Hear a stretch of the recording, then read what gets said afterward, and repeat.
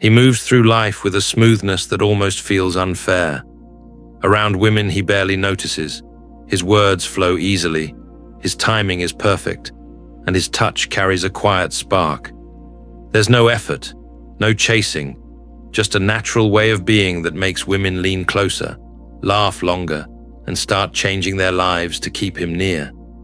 They cook for him, clear their calendars, and show their desire openly, while he stays just a little distant. He wonders why the women he cares least about always seem to want him the most. And then she appears, the one who seems carved out of his longing, the one he's thought about in empty hours, imagined in stray moments, perhaps even convinced himself was meant for him. She enters the room, and the ground shifts beneath him. Suddenly the ease is gone. His tongue grows heavy, his presence less certain. Where once he let silence breathe, now he fills it too quickly. Where once he delayed his replies, now he answers before the message has even cooled in his hand. Compliments pour out, invitations crowd together, and his once unshakable stillness turns into eager, restless pursuit. She feels it instantly, not the charm he had with others, but the imbalance, the loss of tension. Her interest slips away as naturally as melting ice returns to water. This is not his private misfortune. It is a story repeated endlessly across cities and decades, the tragic symmetry of male desire, in which competence blooms in indifference and wilts in longing.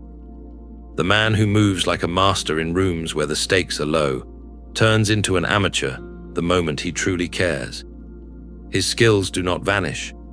He simply cannot access them. It is the paradox that undoes countless men.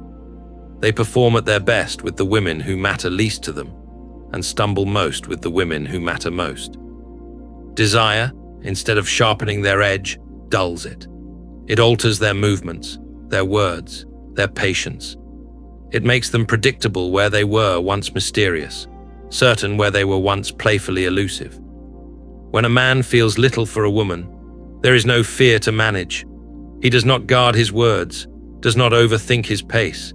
He can be direct, teasing, even blunt. Rejection from her would sting as briefly as a drop of rain, so he takes risks that thrill her. It is quiet, but total, the desperation protocol.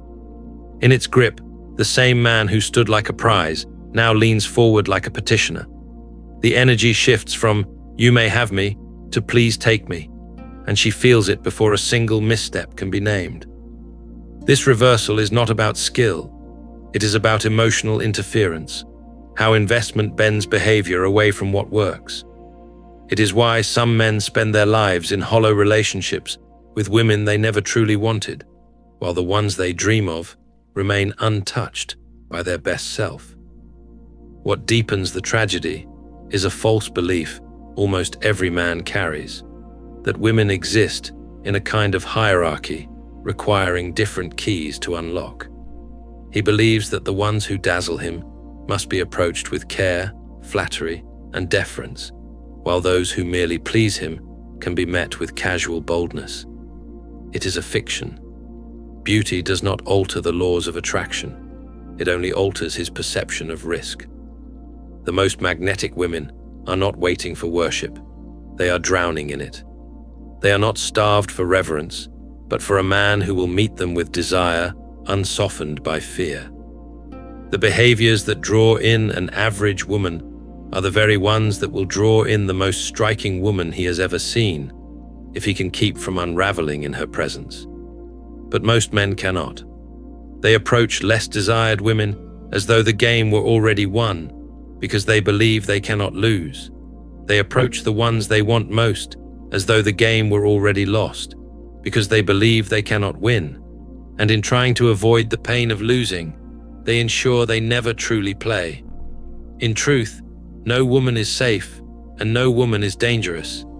Each interaction is a coin toss of compatibility, interest, and timing. The difference lies not in her beauty, but in how much of himself he risks in the outcome. The danger he feels is not in her, it is in his own attachment to the result. Men often imagine that less attractive women will require less of them, only to discover that desire is not rationed according to looks. A woman who is average in appearance still wants to feel the pull of confidence, the thrill of directness, the challenge of a man who will not bow to her. If she does not feel these, she will drift away just like any other.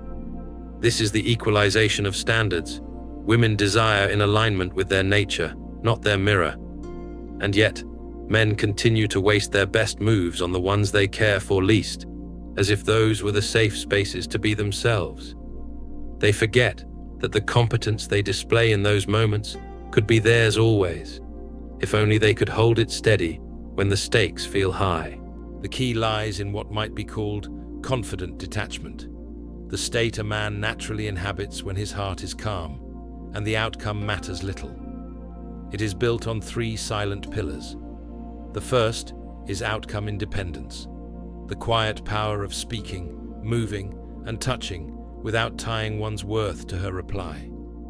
The second is sexual directness, the courage to let desire be seen without hedging it in apology.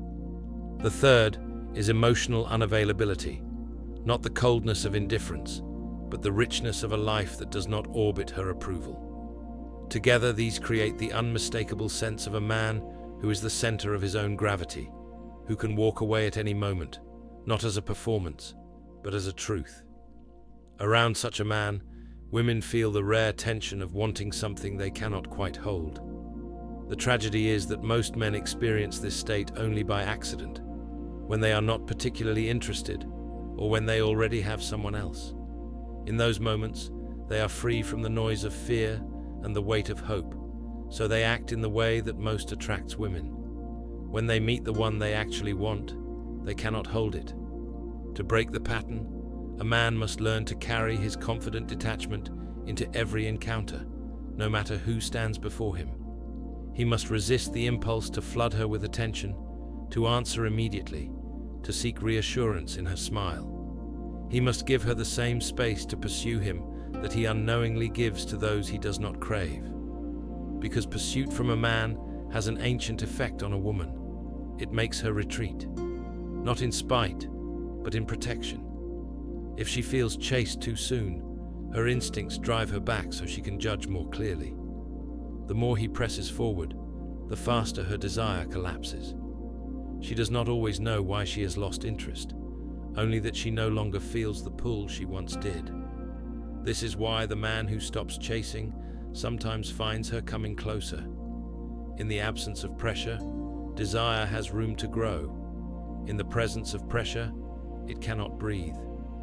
The discipline, then, is not to harden into games or manipulation, but to hold steady in the same posture with every woman, to walk the same pace, speak with the same ease, risk the same amount of himself, whether she is the most beautiful woman he has seen or simply pleasant company. This constancy keeps his mind clear and his presence magnetic. It is not about pretending he doesn't care. It is about not letting his caring pull him off balance. A man can feel everything, desire, admiration, hope, and still keep his behavior measured. He can want her deeply without moving toward her desperately. This separation of feeling from action is what allows attraction to breathe instead of suffocate. This steadiness, this refusal to let desire distort your posture, is not something most men are born with. It must be forged, piece by piece, in the moments when every instinct urges you to lean forward, to give more, to collapse into her orbit. It begins with awareness, the ability to notice when your pulse quickens and your judgment begins to sway. That's the signal that the old pattern is stirring. The behavioral flip that transforms your natural charisma into restless grasping. Men who master themselves in these moments build what can only be called behavioral discipline. It's the skill of holding to a pattern of interaction, no matter who stands before you, the same way a master swordsman holds his stance regardless of the opponent. It means you do not text faster because she excites you more. You do not reveal more of yourself because you imagine she is worth it. You do not leap to adjust your life to fit hers simply because she is rare in your eyes. This is the system consistency principle, treating the extraordinary exactly as you would treat the ordinary. It's not coldness, it's constancy. When you meet a woman who eclipses all others in your mind, your actions toward her must still be guided by the same rules that brought you success elsewhere.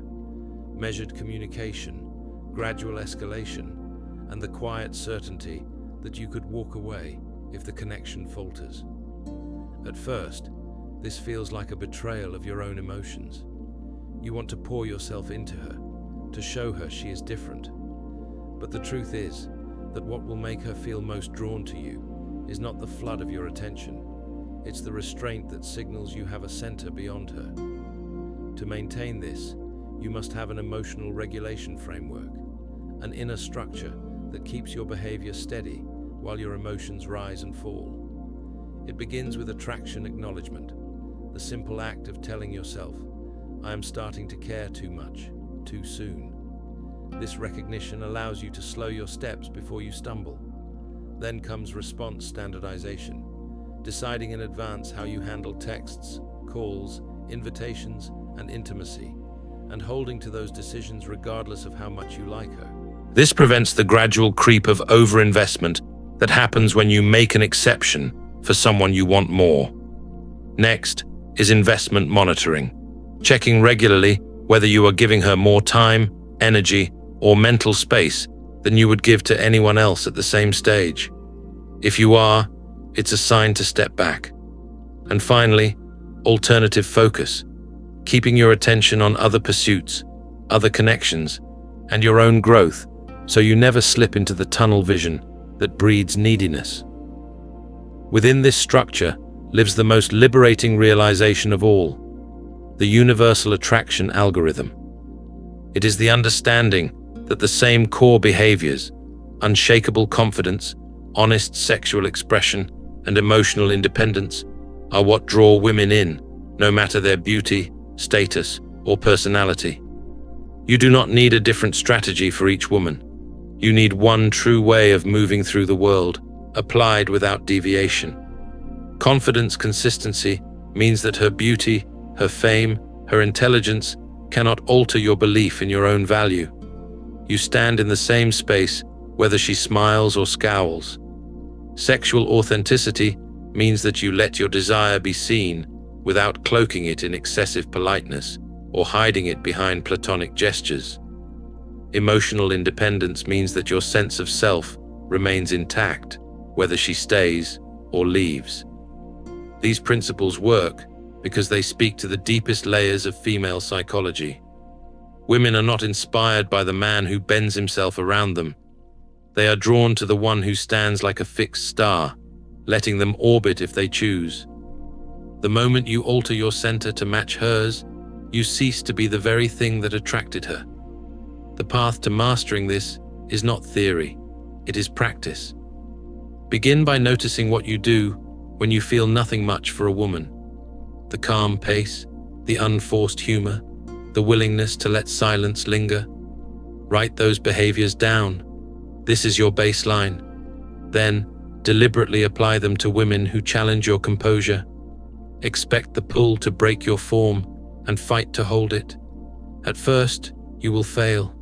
You will text too soon, explain too much, offer more than you meant to.